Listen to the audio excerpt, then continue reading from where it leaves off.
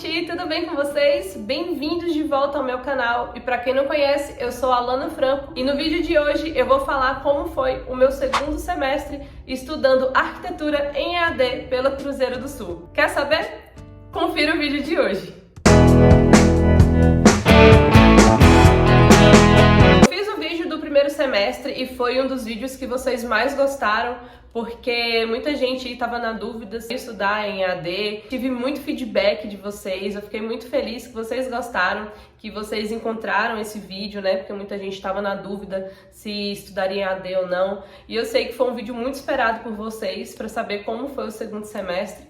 E cá estou eu, né? Eu tive aula de fotografia, história da arquitetura brasileira, história da artes, fundamentação em projeto arquitetônico e desenho arquitetônico. Fora as outras matérias que eu expliquei no vídeo do primeiro semestre, que são as matérias semestrais, que é a do currículo do futuro, tem outras lá que agora eu não vou lembrar o nome, tá? Vai desculpando aí. Então eu vou fazer um resumão aqui de como foi cada uma delas, como foi as minhas expectativas e frustrações também, tá? Então eu vou começar falando aqui da primeira matéria, que foi desenho arquitetônico, e foi uma matéria que eu estava super ansiosa para começar, e eu me frustrei muito. Eu me frustrei muito com ela, porque eu achava que ia ser fácil, né? Eu falo assim, eu sei, eu tenho prática em desenhar, vai ser super fácil. E não foi fácil, foi muito desafiador, porque nela a gente começou a entender como funcionava o escalímetro, como tinha que desenhar em escala. A gente teria que ler, assim, um pouco como seria o projeto. Eu tô até com minha apostila aqui no lado, deixa eu tentar mostrar aqui pra vocês. Mais ou menos, tá vendo? A gente já tinha que aprender sobre as cotas, tá vendo? Cotas, aqui é falando de escala, e eu fiquei bem frustrada, porque eu achei que seria fácil, e não foi fácil. Eu tive que aprender várias coisas sobre linha. A letra técnica foi desafiadora, porque tem que ser de um jeitinho específico, e eu senti muita dificuldade, porque eu escrevo letra de forma, só que a minha letra é um pouco arredondada e não podia ser arredondada, então a professora meio que avaliou a gente, então a gente teve que treinar o alfabeto e a letra também. O número. Foi bem difícil usar o escalímetro, porque eu tô sem óculos, né? Eu tive um problema com óculos, então... Meu óculos, ninguém sai. Dificultou muito, porque os traços do escalímetro é muito pequeno. E aí a gente teve que decorar a quantidade que cada tracinho tinha de centímetros. E assim, são 6 escalas. Depois eu vou fazer um vídeo mostrando pra vocês como é que usa o escalímetro, né? Porque depois do perrengue eu aprendi. Sobre as aulas práticas, como é que funcionou? Não foi na hora da aula ao vivo, a professora explicou outras questões na aula ao vivo. Errou! Mas no conteúdo gravado teve o professor explicando como a gente tinha que desenhar, como usar escalímetro, usando a prancha, tipo de lapiseira que a gente tinha que usar. Então a prática foi essa, foi assistir o conteúdo que estava gravado e a gente praticar. Eu confesso que eu vacilei um pouco nessa matéria, eu deveria ter praticado muito mais. Eu não me organizei direito para praticar, mas agora eu vou usar as férias para praticar mais, porque teve o fórum de discussão e aí a gente enviava, né, as fotos do desenho para a professora avaliar, e eu acabei não conseguindo fazer muito isso, então eu não tive tanto feedback dela de como estaria o meu desenho, né? Então, uma dica que eu dou para quem vai começar desenho arquitetônico é: organiza para praticar, não vacila, sabe? Porque, querendo ou não, o arquiteto tem que saber desenhar. O pessoal fala assim, mas nos programas não precisa.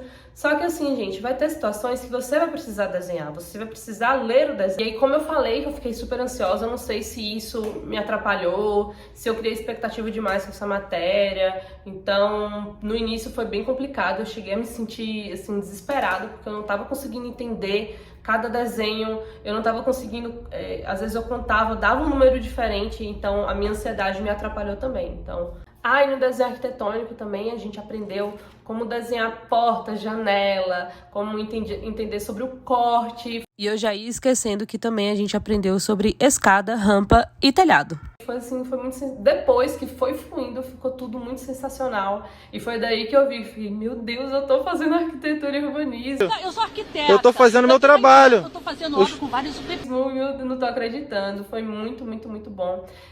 Meio que a parte desafiadora foi ficando pra trás.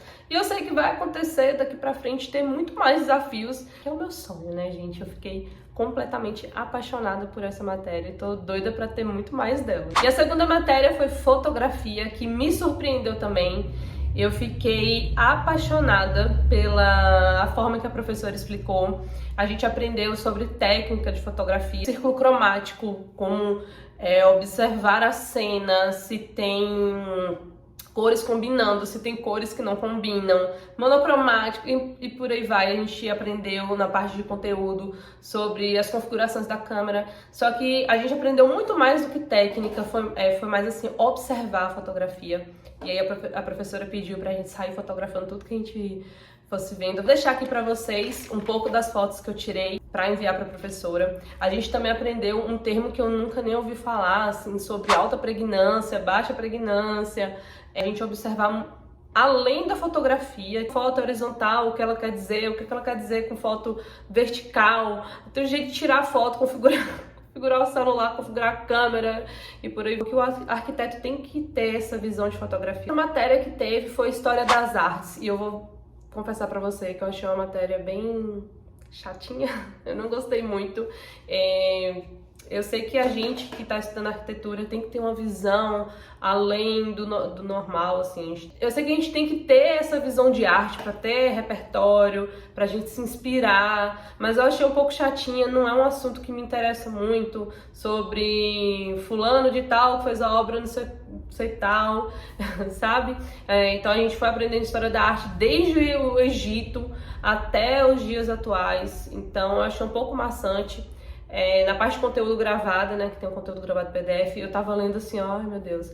Mas a sorte que a professora, ela tem um quê, assim, pra explicar sobre arte, e aí ficou até legal essa matéria. Mas não foi algo, assim, que me cativou muito, mas, né, como a gente tem que aprender sobre história da arte, então vamos lá. Agora vou falar uma coisa pra vocês. Mudou muito meu pensamento sobre visitar museus. Eu fiquei com muita vontade de conhecer museu em São Paulo, tem um museu ali em Salvador, da Lina Bobagem, que eu queria muito conhecer. Então mudou um pouco essa minha visão sobre obra de arte, né? Eu fiquei curiosa para ver as obras Brasil afora, até as partes da Europa, acender uma chamazinha para conhecer e entender um pouco sobre essas obras de arte, tá? Não vou mentir, não. E a história da arquitetura brasileira foi uma matéria um pouco mais curta, porque ficou um pouco em cima do tempo, mas deu para passar muita coisa. Foi a gente entender como surgiu a arquitetura no Brasil, desde a parte de colônia até ela se transformar numa cidade. Falou também da arquitetura de como surgiu Brasília, falou sobre os arquitetos brasileiros, né? O Niemeyer, a Lina Bobardi, o Paulo Mendes. Então eu achei muito interessante essa matéria, porque eu não vou mentir para vocês, para mim, o Lúcio Costa também, que, gente, vocês sabiam que o Lúcio Costa que projetou Brasília? Eu achava que era Oscar Niemeyer. E eu fiquei em choque quando eu fiquei sabendo. E aí a professora explicou que não, que ele fez sim vários projetos, né, como Esplanada, tem aquela igreja dele lá também, mas quem projetou o plano piloto, o avião, foi o Lúcio Costa. E foi muito bom essa matéria porque ampliou o nosso conhecimento sobre outros arquitetos do Brasil. Desde os arquitetos da época lá da colônia, né, da colonização, desde os arquitetos de agora, a gente fica assim, ampliou muito a mente da gente, mostrar o estilo deles, ver como eles pensavam na época, foi muito interessante entender como funcionava a arquitetura do Brasil. Inclusive, ela botou uma pontuação que eu nunca tinha parado para pensar, que era sobre o quarto de empregada, que tinha nos projetos, estava lá separado, o quarto de empregada. E é sempre, sempre virado para a parte dos fundos ou virado para a parte da cozinha, que é um retrato de quando a gente tinha a escravidão no Brasil. E é uma coisa que a gente tem que refletir muito sobre isso. E eu achei muito interessante, foi uma parte que me tocou bastante. Você entender como funcionava a arquitetura brasileira no passado, você entender como funciona a arquitetura agora. Então, essa da arquitetura brasileira eu fiquei bem apaixonada e volto a dizer que fiquei mais curiosa ainda para conhecer os lugares, ir lá para São Paulo. Eu nunca fui fã eu nunca me imaginei assim, eu vou para São Paulo. E hoje eu tenho muita vontade de ir para lá para conhecer as obras as obras desses arquitetos, né? Tem a casa da Lina Bobardi, tem a casa Geraci, se não me engano, do Paulo Mendes. E eu fiquei com muita vontade de ir, fiquei com muita vontade de conhecer. Eu já tinha, na verdade, a parte do Nordeste, né? Que tem essas casas mais coloniais, né? Que são tombadas. Mas eu tinha mais essa visão de ir por causa da praia, e hoje não, eu tenho muita vontade de conhecer esses lugares históricos. Ouro Preto eu já tinha muita vontade de ir, fiquei mais curiosa ainda para ver, principalmente agora que a gente tem uma outra visão. Quem está estudando arquitetura e urbanismo e vai entender essa visão. Muitas pessoas até falaram que se sentiram muito tristes ao ver a cidade, né, por causa da história dela. Então eu fiquei muito tentada, eu me apaixonei real pela história da arquitetura brasileira. Falou sobre a arquitetura neoclássica, arquitetura romântica, arquitetura moderna, que foi por causa do movimento de artes modernas de 1922 e deu uma revolução até na arquitetura. Foi assim, sensacional. Eu vou finalizar o resumo das matérias com fundamentação de projeto arquitetônico, que depois de desenho arquitetônico foi a matéria que eu mais amei, que eu fiquei encantada, porque foi estudar como funciona, né, o projeto, falar sobre circulação, sobre fluxograma, entender como funciona a parte de fundamentação de um projeto, como que o arquiteto pensava, por que tinha que ter isso, por que tinha que ter aquilo. E dessa matéria foi que aconteceu o nosso primeiro trabalho valendo nota. E eu fiquei super empolgada para fazer, que era para um estudo de caso, né? A gente entender como funcionou o projeto de arquiteto tal. A gente tinha que escolher. Eu escolhi o Jaime Lerner, lá de Curitiba, e eu me encantei com o estilo dele. Ele focava muito na parte de sustentabilidade, focava bastante. Ele gostava muito da natureza, luz natural no ambiente, e é uma coisa que eu sou apaixonada, né? Que é algo que eu quero levar para os meus projetos futuros. E daí a gente tinha que montar umas pranchetas, colocar a ficha técnica.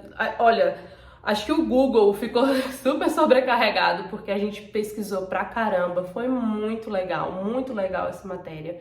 E ela falou sobre o programa de necessidades, que é mais ou menos entender o que o cliente quer, como funciona o ambiente. Fundamentação de projeto, a gente teve que entender sobre perímetro, sobre setorizar cada caso, que era área de serviço, área íntima, já preparando a gente para futuros projetos. A professora mesmo já até falou. Esse projeto, inclusive, foi falar sobre uma unidade unifamiliar, né? A gente tinha que escolher uma casa de um arquiteto muito famoso, como eu falei, escolhido o Jaime Lerner. Eu me encantei, fiquei muito curiosa para ver Curitiba, para entender a revolução que ele causou lá em Curitiba. Foi muita coisa, foi sensacional.